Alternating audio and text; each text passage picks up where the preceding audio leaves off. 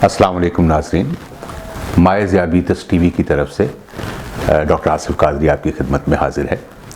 आज हम आपसे बात करेंगे ज़ियाबीतस और आपकी खुराक के बारे में। वैसे तो बच्चा बच्चा ये बात जानता है कि ज़ियाबीतस और खुराक का चोली दामन का साथ है। जब किसी शख्स को पहली दफ़ा ज़ियाबीतस का पता चलता है तो पहला सवाल हमेशा वो यही पूछता है कि डॉक्टर साहब मैं क्या खा सकता हूँ, क्या मुझे छोड़ना पड़ेगा, मुझे किस किस किस्म की एहतियातें अपनी खुराक में करनी पड़ेंगी। तो इससे ज़्यादा अहम कोई और मौजू हो नहीं सकता। तो सबसे पहले इस सिलसिले में हमें ये देखना है कि आखिर ज़ियाबीतस में हमें खुराक में तब्दीलियाँ करना क्यों पड़ती हैं। तो सबसे पहली बात इस सिलसिले में ये है, जो सब मरीज़ अपने ज़ाती तजुर्बे से भी जानते हैं, कि खाने से आपके खून में शुगर आती है और दवाइयों से कम होती है। अगर आप कोई शुगर वाली चीज़ खा लेंगे या खुराक ज़्यादा ले लेंगे तो आपकी शुगर बढ़ जाएगी। अगर आप फाका कर लेंगे, खाना लेट हो जाएगा, खाना कम होगा तो शुगर कम रहेगी। सो पहली वजह ज़ियाबीतस में खुराक में तब्दीलियाँ करने की यही होती है कि आप अपने खाने पीने का कोई ऐसा निज़ाम बनाएं कि जो खुराक से शुगर आ रही है वो एक हद के अंदर रहे, ताकि आपकी दवाइयाँ उन्हें आसानी से कंट्रोल कर सकें। दूसरी वजह जिसकी तरफ अक्सर लोगों की तवज्जो नहीं होती वो ये है कि ज़ियाबीतस के ज़्यादातर लोग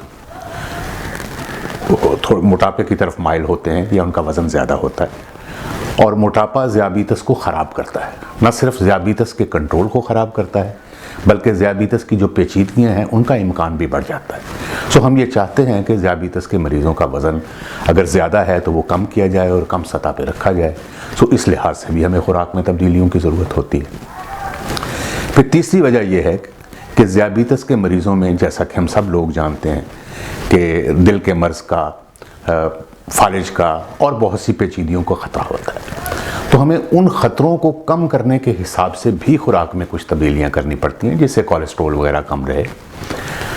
और आखिरी चीज़ ये है कि अगर खुदा न खास्ता किसी मरीज़ को ज़ियाबीतस की वजह से कोई पेचीदगी हो गई है, जैसे किसी के गुर्दे ख़राब हो गए, कुछ और हो गया, तो उसकी तब्दीलियाँ भी आ जाती हैं।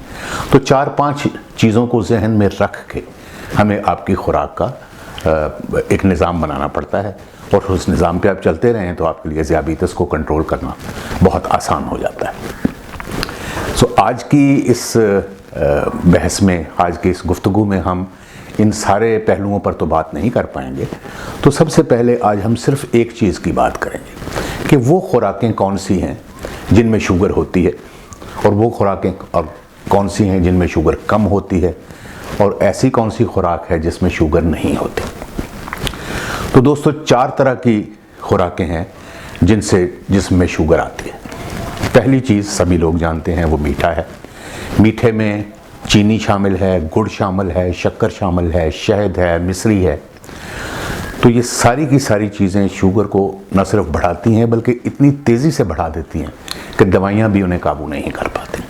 और यहाँ पर बहुत सारे लोगों को ये गलत फहमी रहती है कि वो समझते हैं कि चीनी से तो शुगर बढ़ेगी लेकिन गुड़ और शक्कर से कुछ नहीं होगा।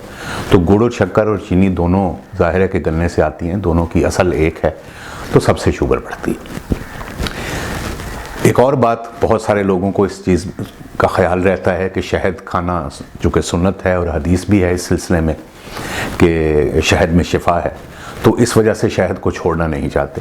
तो इसका बहुत सादा सा जवाब ये है कि आप शहद को चख लीजिए, आपकी सुन्नत पूरी हो गई।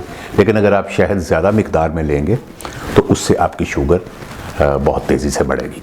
सो मीठा और मीठे से बनी हुई चीज़ें जैसे मिठाइयाँ हैं, स्वीट डिश है, आइसक्रीम है, शरबत हैं, बोतलें हैं, ये वो तमाम चीज़ें हैं जिनसे आपको मुकम्मल परहेज़ रखना चाहिए। अगर आपका मीठा खाने को जी चाहता है तो आप नकली मीठे के लिए बहुत सी चीज़ें मिलती हैं, कैंडल है, सुकराल है, आप उन्हें इस्तेमाल कर सकते हैं। हमें आपकी मीठे की लज़्ज़त से कोई बैर नहीं है। आपको सिर्फ जो कुदरती तौर पर मीठा पैदा होता है चीनी की शक्ल में, शहद की शक्ल में, इनसे आपको बचना चाहिए। सो ये वो खुराकें हैं जिनसे शुगर बहुत तेज़ी से बढ़ती है। दूसरे नंबर पे जिन चीज़ों में शुगर काफ़ी मिकदार में होती है वो अनाज है, यानी आटा, चावल, मकई, बाजरा, मकई, ये सब चीज़ें, इनसे भी जब ये जिस्म में शामिल होती हैं तो आखिरकार शुगर ही बनती है। लेकिन इनमें और चीनी में फ़र्क ये है कि अनाज से जो शुगर आती है वो बहुत आहिस्ता आहिस्ता निकलती है, और चूँकि आहिस्ता आहिस्ता निकलती है तो इसलिए दवाई उसके असरात पर काबू पा लेती है। चीनी में ये मुमकिन नहीं होता।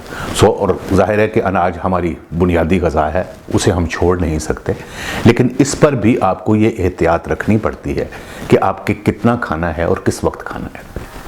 अगर आप अपनी ज़रूरत से ज़्यादा खाएंगे तो उससे भी आपकी शुगर बढ़ जाएगी।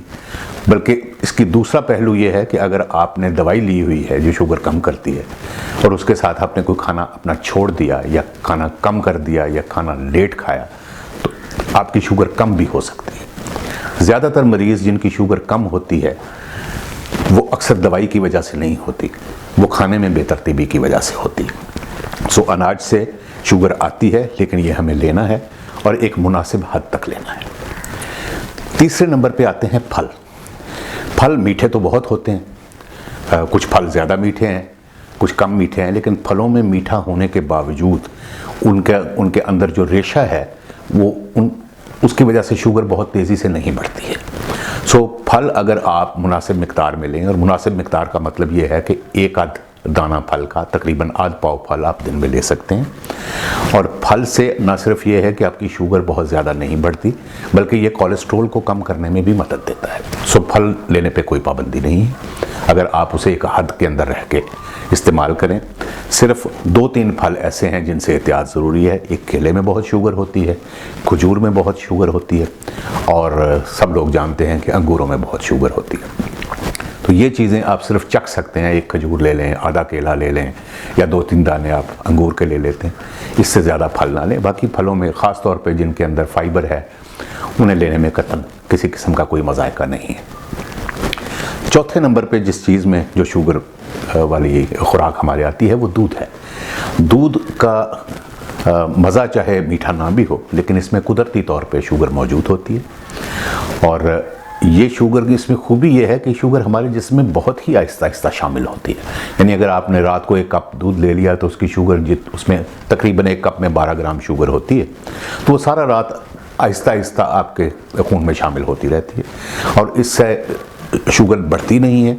बल्कि ज़्यादा फ़ायदा इस तरह से होता है कि अगर आपने रात को दूध ले लिया तो आपको रात में शुगर कम होने का ख़तरा कम हो जाता है, क्योंकि वो आहिस्ता आहिस्ता शुगर निकलती रहती है। तो ऐसे लोग जो इंसुलिन ले रहे हैं या शुगर कम करने वाली दवाइयाँ ले रहे हैं, उनको रात में शुगर कम होने का ख़तरा टल जाता है। सो ये 4 चीज़ें हैं जिनमें शुगर होती है। पहले नंबर पे मीठा, दूसरे नंबर पे अनाज, तीसरे नंबर पे फल, और चौथे नंबर पे दूध। इसके मुकाबले में जो सब्जियां हैं उनमें अगर आप आलू को निकाल दें, हरी सब्जियों में बिल्कुल शुगर नहीं होती। हरी सब्ज़ी आप जितनी चाहें आप खा सकते हैं, सलाद की शक्ल में खाएं, पका के खाएं, इस पे किसी किस्म का कोई मसला पैदा नहीं होता। गोश्त में भी शुगर बिल्कुल नहीं होती, लेकिन गोश्त अगर आप ज़्यादा मिकदार में लें तो उससे आपका वज़न बढ़ सकता है। छोटे और बड़े गोश्त में कोलेस्ट्रॉल बहुत ज़्यादा होती है, वो सिर्फ वज़न ही नहीं बढ़ाती, वो आपके कोलेस्ट्रॉल को भी ख़राब करती है। तो इसलिए गोश्त आपको एहतियात से लेना चाहिए। असूली तौर पे किसी शख्स को हफ्ते में अपने हाथ के साइज़ की, बल्कि हाथ तो बहुत बड़ा हो गया, तकरीबन आपको 1 स्टांक गोश्त हफ्ते में 2 दफ़ा आप ले सकते, यानी एक बड़ी बोटी आप एक वक्त पे लीजिए और हफ्ते में 2 दफ़ा ले सकते हैं। 2 दफ़ा मछली ले सकते हैं, लेकिन वो भी कम मिकदार। और आखिरी चीज़ जो आपकी खुराक का लाजमी हिस्सा है वो घी और चिकनाई है।